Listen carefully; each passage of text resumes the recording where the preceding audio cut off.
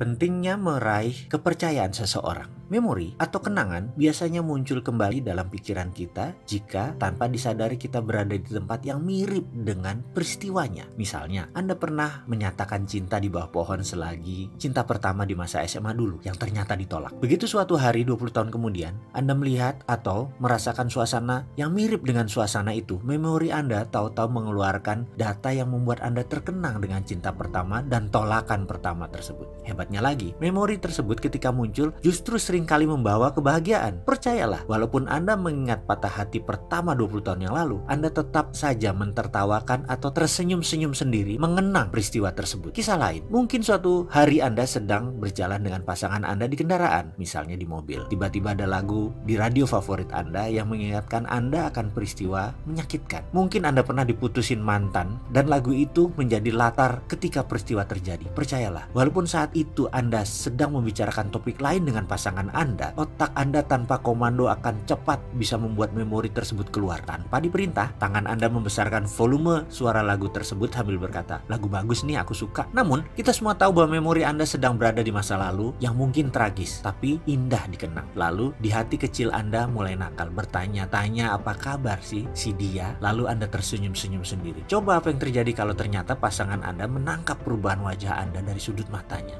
Sisa cerita ini Anda sendiri yang melanjutkannya ya, karena pasti beda-beda reaksinya pasangan Anda. Saya pun saat ini sedang masuk ke zona memori tersebut. Saya teringat ketika dulu masih di Balikpapan, sewaktu di SMP, ada seseorang mendekati saya di kelas. Dia memberi saya sebuah prakarya sekolah yang menurut saya bagus sekali, yaitu logo Pendidikan Indonesia Tut Wuri Handayani dibuat dari triplek yang digergaji olehnya. Mungkin Anda tahu gergaji triplek berbentuk U, seperti celurit yang ada mata gergaji tipis menyambung kedua ujung U tadi. Cara menggunakan gergaji itu dengan tangan dan sisi ujung U yang lainnya ada di ketiak Anda. Sulit sekali melakukan pekerjaan dengan gergaji U tersebut karena bisa putus mata gergajinya yang seperti kawat tipis. Jadi ketika mendapat hadiah pekerjaan tangan tersebut, saya benar-benar terkesan. Seorang anak SMP melakukan pekerjaan itu mungkin bisa makan waktu bulanan karena triplek Tut Wuri Handayani itu ukurannya besar, hampir 1 meter. Semua huruf, semua lekukan gambar sayap, semua digergaji dengan halus. Sewaktu menerima hadiah tersebut, saya ucapkan terima kasih kepada pemberinya. Dia Ben Hur Panjaitan. Saya sebenarnya tidak terlalu kenal dia, namun kalau pulang sekolah kami sering satu jalan dan dia tiba di rumahnya terlebih dahulu. Dari jalan raya masih masuk ke gang. Mobil tidak masuk, hanya motor. Kami beda kampung, dia lebih dekat ke sekolah. Ketika 10 tahun berlalu, saya sedang mengunjungi sebuah lokasi di Desa Colo, Kudus. Ada sekolah mirip dengan bentuk sekolahan SMP Negeri 1 Balikpapan di sekolah saya. Dulu, tiba-tiba memori tentang Ben Hur terbersit di kepala saya. Yang kepikiran adalah apa yang dimaksud dengan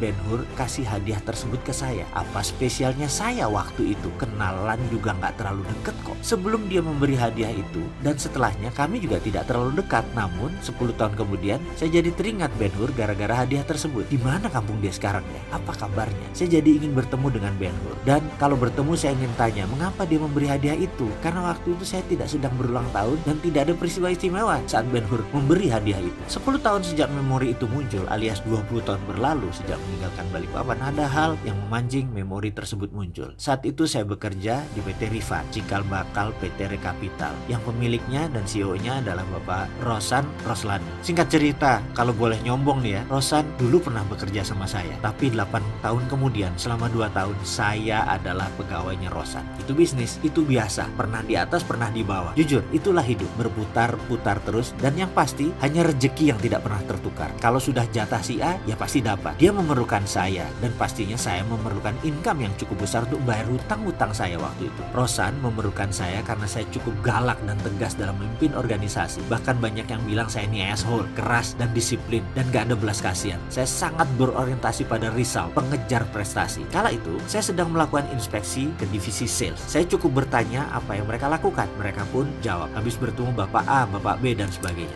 Maka saya bilang, coba telepon mereka lagi, bilang saya ingin bicara. Mereka yang bohong atau tidak melakukan prospecting pasti panik. Beberapa orang tertangkap tangan bohong dan saya nggak panjang lebar, Anda keluar. Dan begitu juga ketika saya berbicara dengan Bapak A atau Bapak B, ternyata mereka ketemu atau benar-benar mereka ketemu, ya selamatlah posisi mereka. Sekali lagi, kalau mereka tidak bertemu atau tidak berkomunikasi, bahkan tidak mengerti produk perusahaan kami, tanpa pandang bulu, saya pun bilang ke sales tersebut, sebaiknya kamu mengajukan surat resign sekarang daripada saya pecat. Kondisi kamu jelek di luaran. Saya tahu itu kejam sekali, tapi begitulah saya dulu. Kemudian sampailah saya sebuah meja, lalu saya tanya kepada seorang sales bernama A. Saya nggak sebut namanya ya, tapi ini benar. Mana kartu nama orang yang kamu prospek hari ini? A dengan perlahan menyerahkan setumpuk kartu nama kepada saya. Ini Pak. Kemudian saya cek satu persatu. Lalu mata saya menemukan nama yang sangat familiar, Ben Hur Panjaitan. Masih dengan mempertahankan wibawa saya tanya, siapa Pak Ben Hur ini? Oh, dia pengusaha sukses Pak di bidang IT, kata A. Sulit bertemu dengan dia. Dia kontraktor IT utama di Pemda Jakarta dan lembaga pemerintah. Wah Pak, luar biasa Pak. Orangnya baik sekali, santun dan dipercaya banyak lembaga. Itu jawab A membanggakan.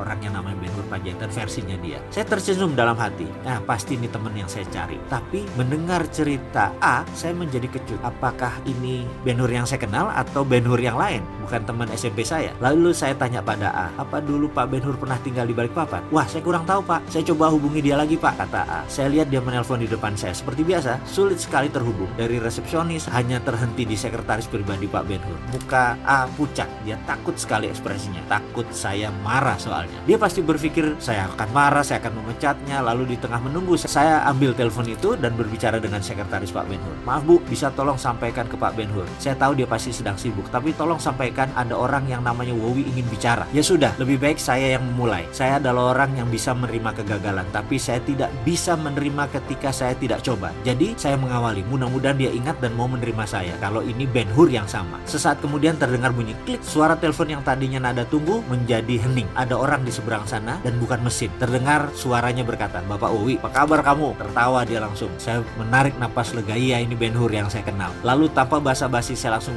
bertanya kapan dia ada waktu untuk bertemu. Dia jawab, hari ini juga bisa, jam makan siang, bagaimana? Ketika tiba di kantornya di Bilangan Jakarta Selatan, ratusan monitor komputer IT berjajar dengan pegawai yang jumlahnya ratusan. Rasanya bisa dikatakan bahwa dia adalah satu raja IT di Indonesia. Bahkan di tahun itu organisasinya mengurus cyber security dan cyber defense lembaga pemerintahan. Perusahaannya sudah kelas dunia secara teknis. Begitu ketemu, untuk menuntaskan rasa penasaran saya pun bertanya mengapa dia memberi hadiah itu dulu kepada saya. Lalu dia jawab, Wi, gue lihat lo orangnya lain, gak banyak omong, mata lo menunjukkan lo orang kreatif, gue tahu lo bakal jadi orang sukses. Jadi kalau gue gak punya apa-apa di kemudian hari, pasti gue butuh lo. Jadi akhirnya saat itu gue memutuskan bahwa gue harus ambil hati lo, katanya. Lalu dia melanjutkan, walaupun mungkin kita dulu orang biasa-biasa saja, gue sudah bisa bayangkan jalan hidup lo ke depan. Dan lo tahu, Wi, puluhan orang gue invest seperti lo di masa kecil dulu, dan investasi gue gak ada yang salah, semua benar, semua pada sukses, termasuk semua pekerjaan yang gue dapat, gue panen dari tembakan gue membaca masa depan sahabat-sahabat gue dulu. Mendengar cerita itu saya menjadi terdiam. Seorang yang santun dan pandai hati ini memang benar apa yang dikatakan dan dilakukannya. Berinvestasilah untuk mendapatkan trust seseorang. Dan dari saya langsung percaya pada Ben Hur. Itulah sukses Ben Hur Panjaitan.